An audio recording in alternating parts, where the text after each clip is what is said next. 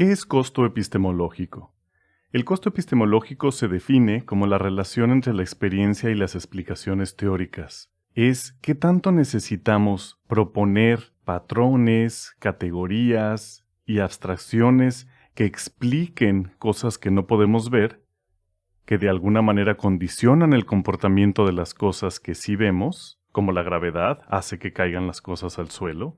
¿Qué tanto necesitamos esas abstracciones explicativas para entender cómo sucede, cómo se organiza o por qué pasa de esta manera o de otra lo que observamos en la realidad? Es básicamente la respuesta a la pregunta ¿cómo puedo distinguir entre una teoría y otra? ¿Cómo puedo saber cuando una teoría es más eficiente o es más conservadora o ha logrado una mejor explicación que otra? La respuesta, claro, entre muchos otros criterios, pero el criterio principal, desde mi punto de vista, es el costo epistémico o costo epistemológico, por lo cual lo he subtitulado, o cómo no todas las teorías valen lo mismo. No está mal, como ya hemos visto, proponer explicaciones abstractas.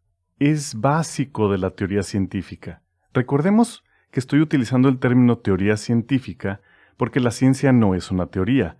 La ciencia es un método de observación de la realidad, de observación de la experiencia directa, a partir del cual encontramos patrones, regularidades, causalidades, y que entonces, una vez que encontramos esas causalidades y por ejemplo vemos que las cosas caen al suelo por una fuerza que no entendemos en un principio o que no es observable, entonces proponemos una teoría diciendo, ha de ser algo que atrae las cosas al suelo y le llamamos gravedad.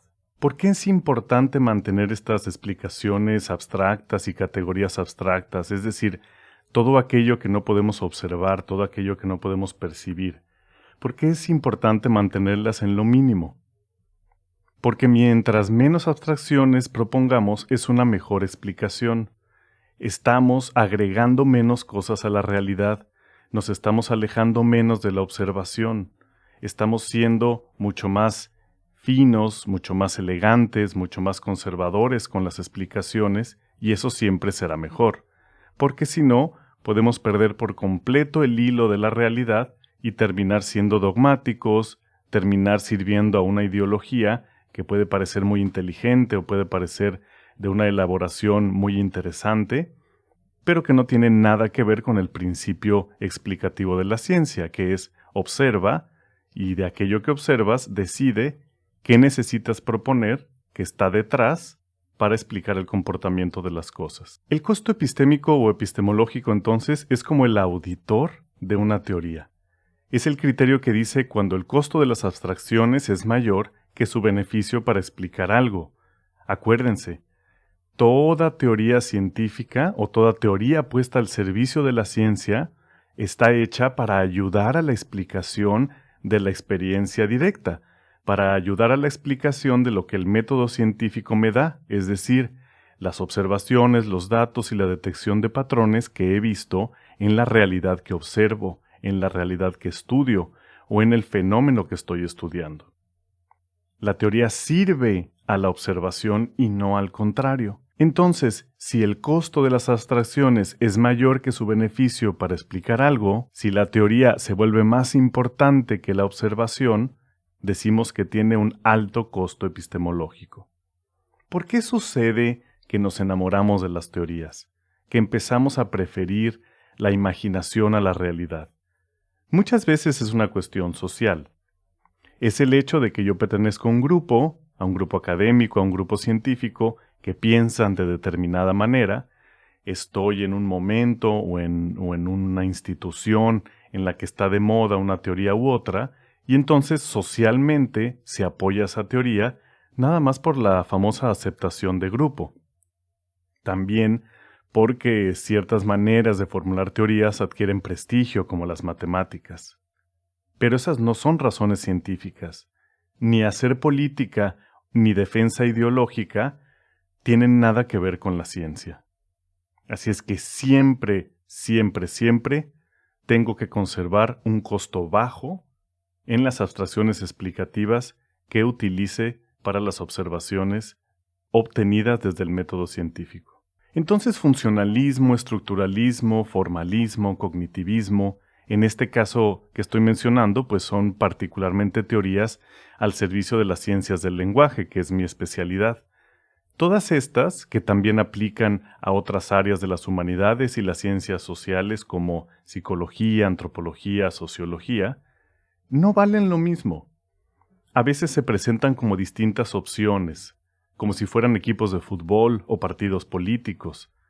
¿Tú a cuál le vas? ¿Tú cuál prefieres? Pero en realidad no son lo mismo ni valen lo mismo. No hay equidad en las teorías.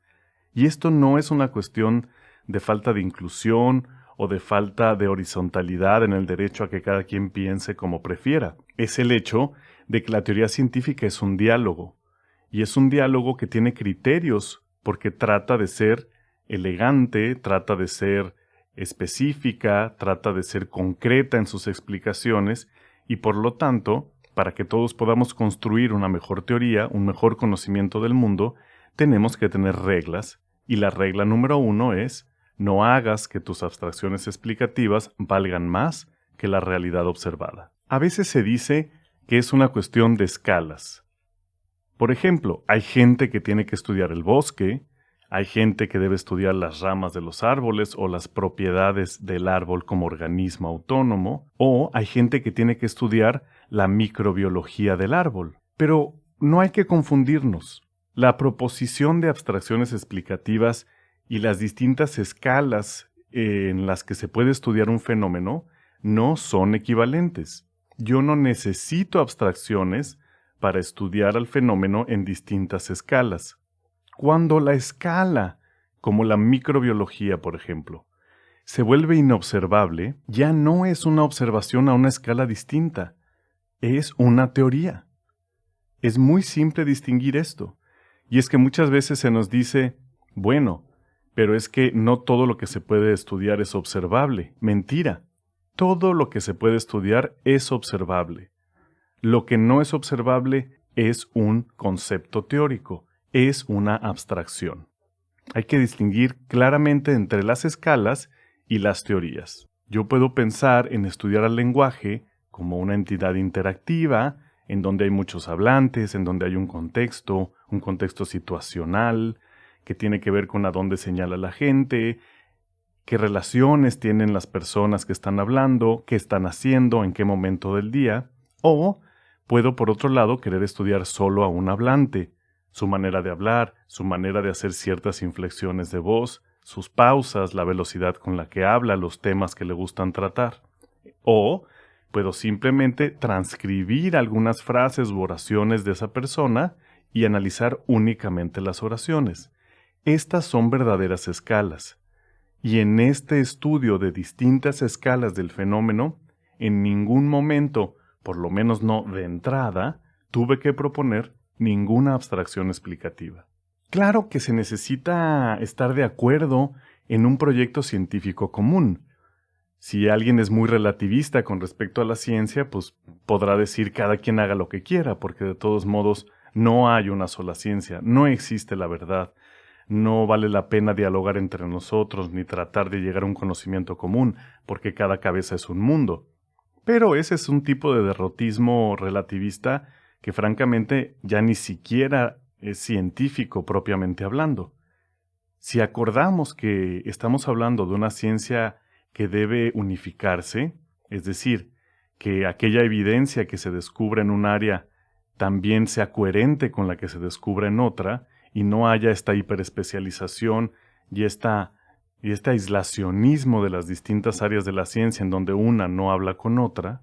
En segundo lugar, que sea una ciencia empírica, es decir, que respete a la observación directa como la principal fuente del dato.